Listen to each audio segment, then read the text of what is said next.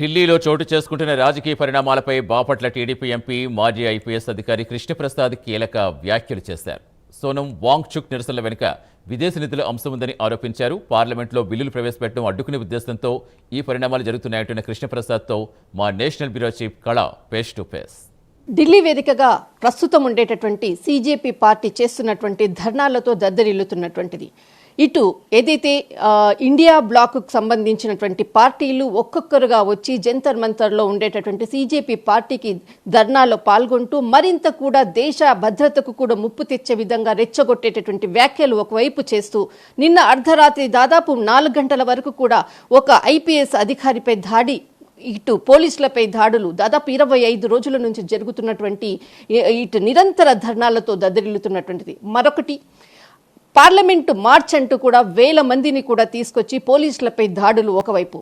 ఇలాంటి సందర్భంలో ప్రస్తుతము ఇప్పుడు ఉండేటటువంటి సిచ్యువేషన్లో కొద్దిసేపటి క్రితంగా ప్రధాని మౌనాన్ని వీడాలి అన్నటువంటి చేస్తున్నటువంటి నిరసనలో ఎట్టకేలకు ఇటు రాహుల్ గాంధీ నిన్న చాలా కీలకంగా కూడా 10 సంవత్సరాల్లో కూడా ఇప్పటి వరకు కూడా పేపర్ లీక్పై కూడా ఎటువంటి చర్యలు తీసుకోలేదు అన్నటువంటిది.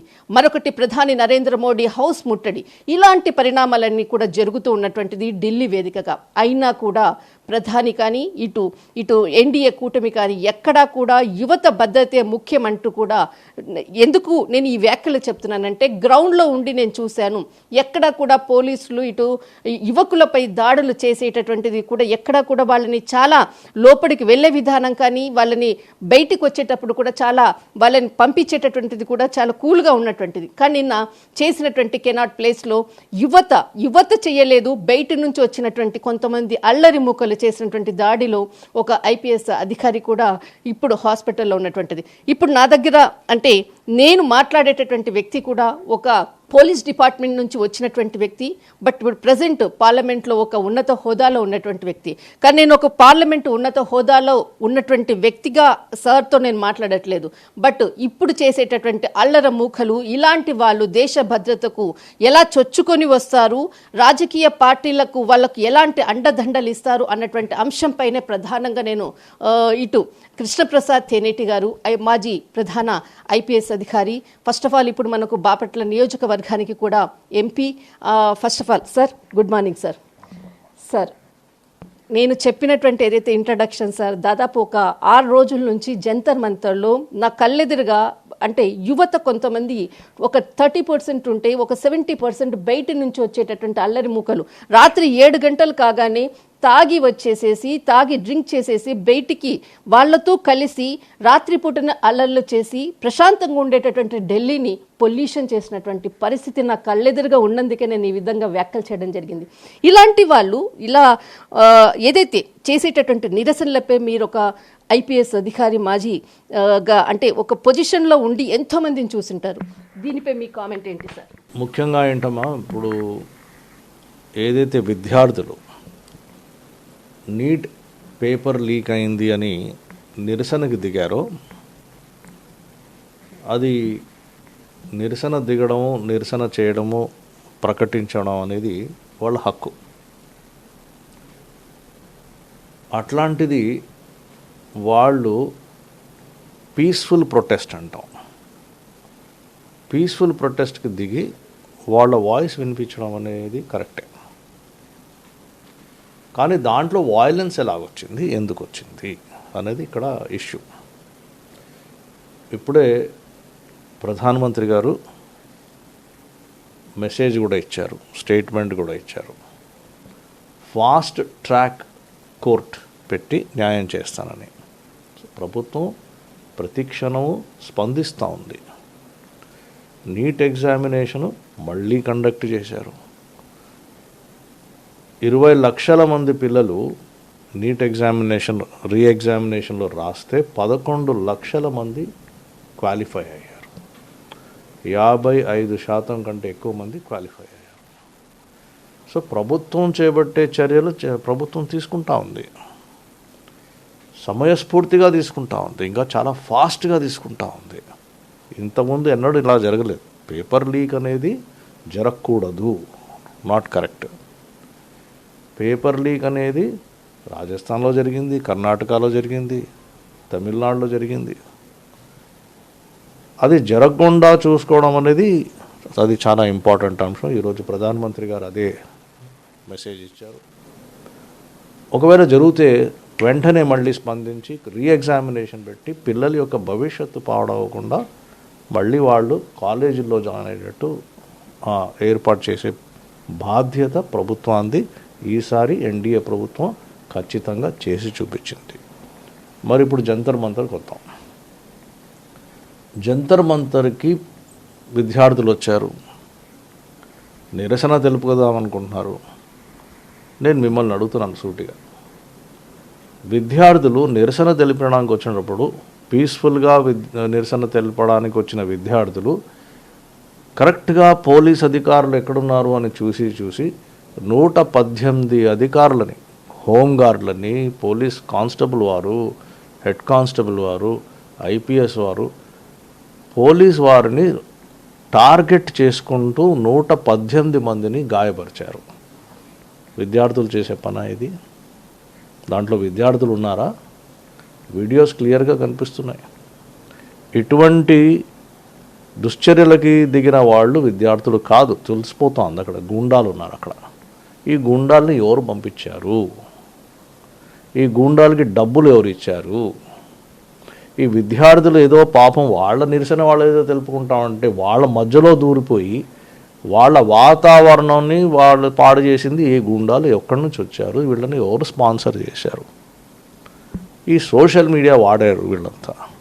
ఈ సోషల్ మీడియాకి 15,000 కోట్ల రూపాయలు ఖర్చు పెట్టారని తెలిసిపోతుంది. ప్రూఫ్స్ ఉన్నాయి, ఎవిడెన్స్ ఉంది. 15,000 కోట్ల రూపాయలు ఖర్చు అయింది. అంటే ఎవరు బ్యాక్ ఎవరు ఉండొచ్చు సార్? అది ఇప్పుడు తెలవాలి కదా మనకి. అంటే ఎవరు స్పాన్సర్ చేస్తున్నారు? ఇదంతా పొలిటికల్ ఎజెండానా లేకపోతే ఇంకెవరైనా చేస్తున్నారా అనేది మనం చూడాలంటే రాజకీయాలు పక్కన పెడతాం కాసేపు. ఇక్కడ జరుగుతున్నది ఏంటి? విద్యార్థుల మధ్యలో విద్యార్థులను దింపేసి వాళ్ళని టోటల్గా ముంచేసి విద్యార్థులు పోలీసుని కొడతారా అండి? కొట్టరు. ఎప్పుడు కొట్టరు. వాళ్ళు నిరసన ఏదో చెప్పి వెళ్ళిపోతారు. ప్రభుత్వం ఉంది, ప్రభుత్వం మాకు న్యాయం చేస్తుంది. ఏ ప్రభుత్వమైనా కానీ భారతదేశంలో 2 రాష్ట్రాలు ఉన్నాయి, భారత సర్కారు ఉంది. ఎక్కడైనా సరే మనం చూస్తాం విద్యార్థులు నిరసన తెలపాలి. వాళ్ళు పీస్ఫుల్గా చెప్తారు. కరెక్ట్గా పోలీస్ అధికారులనే టార్గెట్ చేస్తూ మీడియా వాళ్ళని టార్గెట్ చేశారు. మీడియా వాళ్ళని కూడా కొట్టడం జరిగింది. మమ్మల్ని కూడా వెళ్తే లోపలికి ఎంట్రీ కానివ్వలేదు సార్. సో మీడియా వాళ్ళు వస్తే కూడా మీడియా వాళ్ళని దూషిస్తూ వాళ్ళ పేరు పెట్టి వాళ్ళని కూడా వేరే వ్యంగ్యంగా వేరే పేరుతో పిలవడం మొదలుపెట్టారు. వాళ్ళు స్టూడెంట్సా? కాదు. మీరు చూస్తే వీడియోస్ చూస్తే తెలిసిపోతా ఉంది. సో ఇది స్టూడెంట్స్ చేతిలోంచి వేరే వాళ్ళు ఎవరో లాగేసుకుని విధ్వంసానికి వాళ్ళు దిగారు. ఇక్కడ నా మనవి ఏంటంటే స్టూడెంట్స్కి నేను విజ్ఞప్తి ఏంటంటే ఈ సంఘ విద్రోహ శక్తుల చేతుల్లో మీరు పోవద్దు. మీ హక్కులు మీకున్నాయి, మీ హక్కులు మీకు ఉండాలి. మీరు నిరసన ఎక్కడ తెలపాలో అక్కడ తెలపాలి, కానీ పీస్ఫుల్గా ఉండాలి. ఎందుకు అంటే వేరేగా అనుకోవద్దు. నా పిల్లలు నా బిడ్డల్లాగా మాట్లాడుతున్నాను. ఎవరైతే వైలెన్స్కి దిగారో ఇటు మీడియా వాళ్ళు కావచ్చు, సీసీటీవీ కెమెరాలు కావచ్చు, ఈరోజు ఎన్నో కెమెరాలు మనల్ని చూస్తున్నాయి, ఎన్నో లెన్స్ మనల్ని చూస్తున్నాయి. ఎక్కడో ఒక చోట మనం రికార్డ్ అవుతాం. అక్కడ రికార్డ్ అయినప్పుడు మన చేతిలో రాయి ఉందనుకోండి, ఇంకా ఎవిడెన్స్ దొరికిపోయింది. పోనీ మన చేతిలో రాయి లేదు, మన పక్కన ఎవడో వచ్చాడు, వాడు ఎవడో మనకు తెలియదు, ఎడం పక్కన కుడి పక్కన వాడు రాయి తీసాడో ఇంకేమో తీసాడో కర్ర తీసాడో మనకు తెలియదు. మనం ఆ ఆవేశంలో వేరే దాంట్లో ఉన్నాం. మనం వాడు చేసిన చర్య మన మీద కూడా వస్తుంది. సో మనం తీసుకోవాల్సిన జాగ్రత్త మనం తీసుకోవాలి. ఫైనల్గా ప్రధానమంత్రి గారు ఈరోజు ఏదైతే స్టేట్మెంట్ ఇచ్చారో ఫాస్ట్ ట్రాక్ కోర్ట్ పెట్టి న్యాయం చేస్తాము, ఇంకోసారి ఇటువంటి జరగకుండా చూసుకుంటాం చెప్పడం. ఏదైతే ఇంటర్నెట్ వ్యవస్థని కూడా నిలుపుదల చేశారు, ఏదైతే సిజేపీ జంతర్ మంతర్, అప్పుడు వాళ్ళకి ఇంటర్నెట్ వ్యవస్థను కూడా నిలుపుదల చేసినప్పుడు ఎవరైతే యువకుల యొక్క వాట్సాప్లో వాళ్ళ కనెక్టివిటీ ఎలా ఉంటుంది, మీ యొక్క ఎక్స్పీరియన్స్ ప్రకారంగా కూడా వాళ్ళకు ఎలాంటి మెసేజ్లు ఎలా పాస్ అవుతుంది, వాళ్ళకు అంటే చాలా స్పీడ్గా మూవ్మెంట్ కూడా చేశారు, అసలు ఎలా అవుతుంది సార్ మీ అనుభవ ప్రకారంగా వీళ్ళకు? మన ఇప్పుడు ఏంటంటే క్రిమినల్ మైండ్ ఉన్న వాళ్ళు ఎటువంటి సిచ్యువేషన్స్కి ప్రిపేర్ అయ్యి ఆల్టర్నేటివ్స్ కూడా వాళ్ళు డెవలప్ చేసుకుని వస్తారు. అంటే ఈ ఆల్టర్నేటివ్గా ఏవి వాళ్ళకు ఉండొచ్చు సార్? ఐ థింక్ ఇస్ మీ ఉంటాయి. సో బేసిక్లీ మనం మళ్ళీ కొత్తగా సజెషన్స్ ఇచ్చినట్టు ఉంటాయి.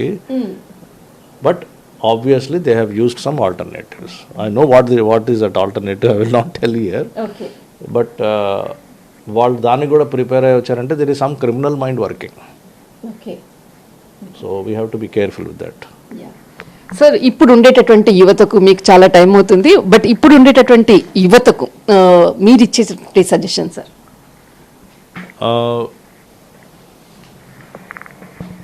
ఈరోజు మనం భారతదేశంలో 11వ స్థానం నుంచి మనం ఆర్థిక సంస్థగా 5వ స్థానం నుంచి 4వ స్థానానికి వచ్చాము, 3వ స్థానానికి పోబోతున్నాము.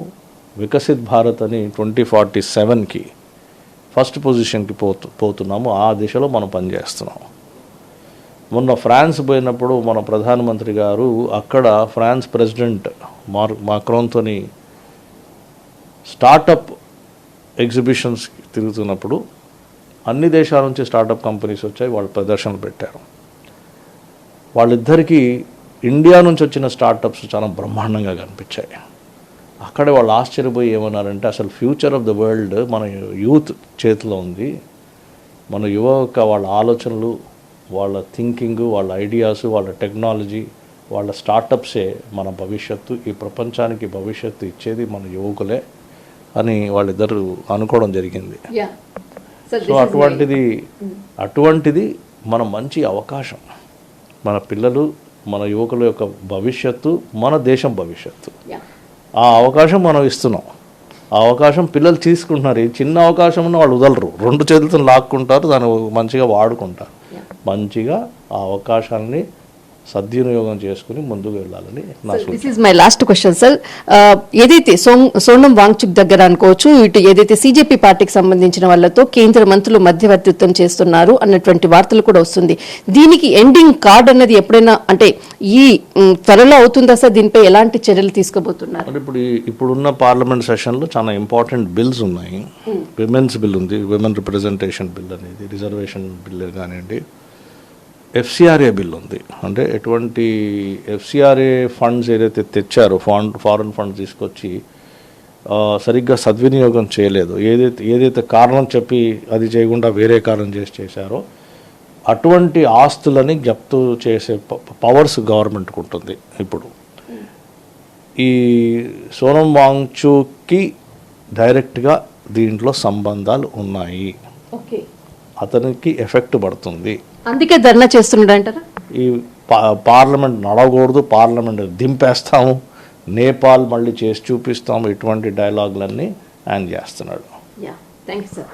సోనం వాంగ్చుక్ చేసేటటువంటి ధర్నాకు ముఖ్యమైనటువంటి కారణం పార్లమెంటులో బిల్లులు ప్రవేశపెట్టబోతున్నారు.